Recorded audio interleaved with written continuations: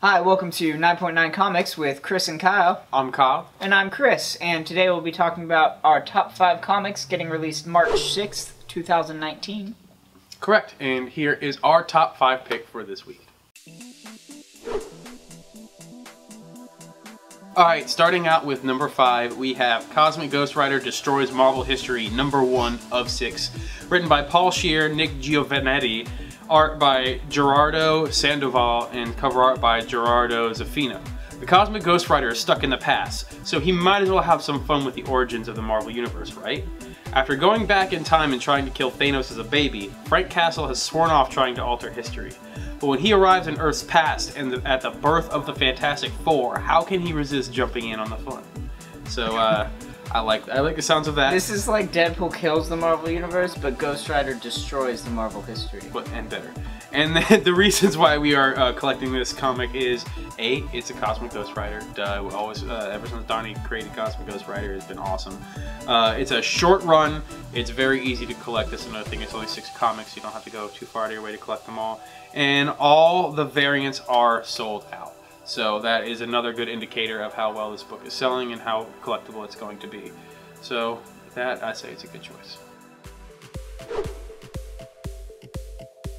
Alright, coming in at number 4, we have Morning in America, number 1 out of Oni Press.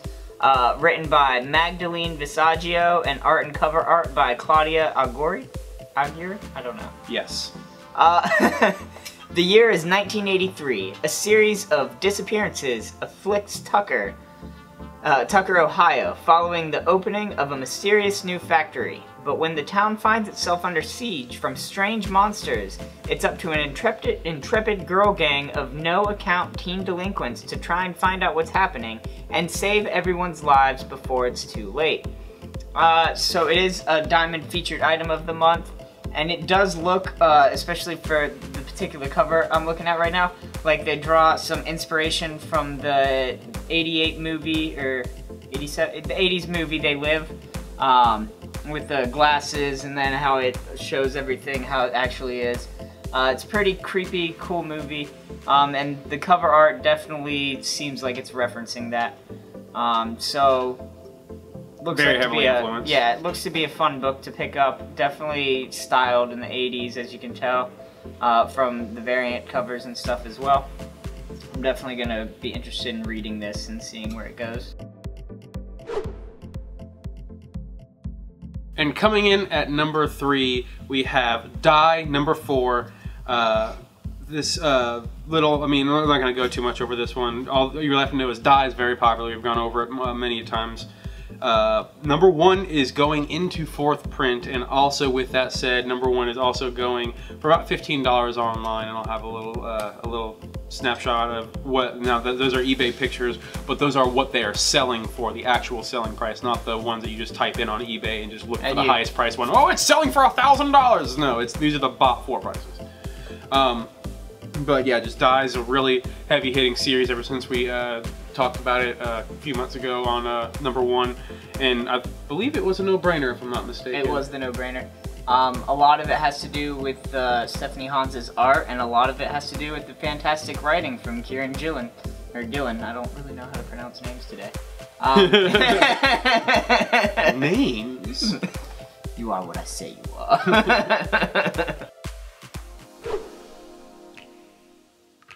Moving into the number 2 spot, we have Ronin Island number 1 out of Boom Studios. This is a Diamond Gem of the Month. It is written by Greg Pak and art and cover art by Giannis Milono Giannis? It's Giannis Milogiannis. Milono Giannis. It's a lot of Giannis. It's a good name. Yeah.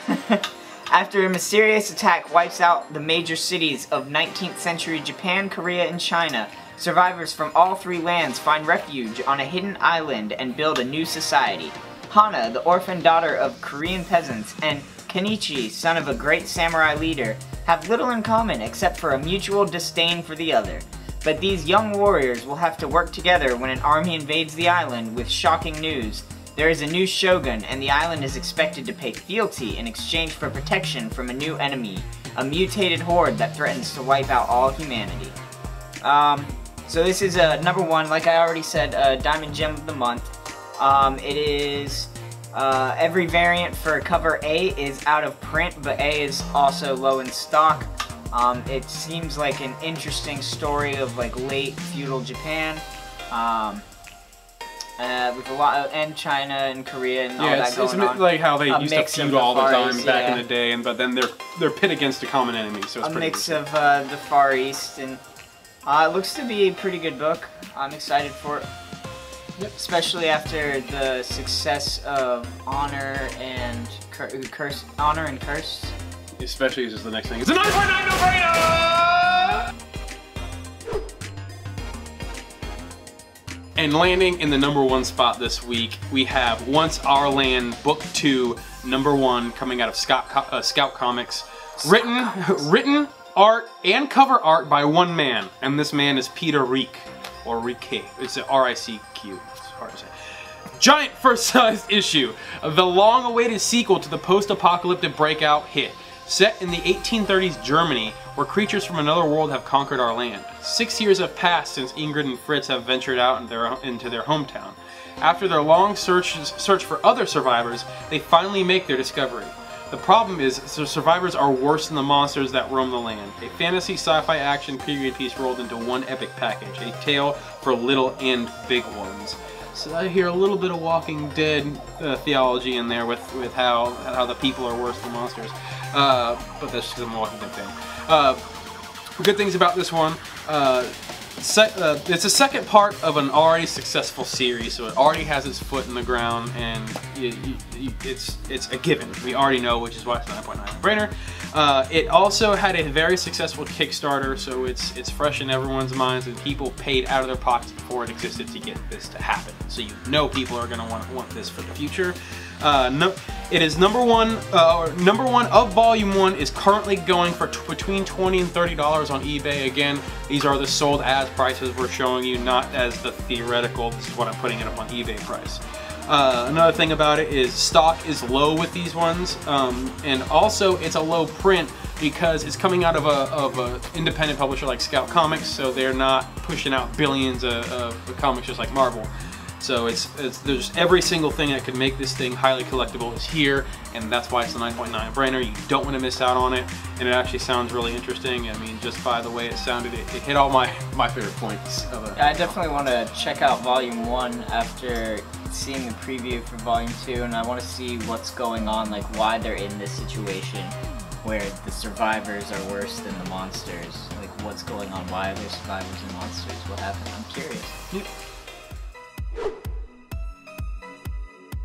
Alright, so first up with the honorable mentions, we have out of DC Comics, Doomsday Clock #9. Finally. I don't think it's ever going to end. Honestly, I don't think we'll ever make it to 12. Harley Quinn #59, specifically for the Derek Chew variant. And if you guys have been keeping up with the Derek Chew variants, then good for you, because they're phenomenal. If you've been missing out on them, you haven't been paying attention to the show, and that's your fault. Moving on from there into Marvel Comics, we have Age of X-Men, Prisoner X #1, Amazing Spider-Man #16.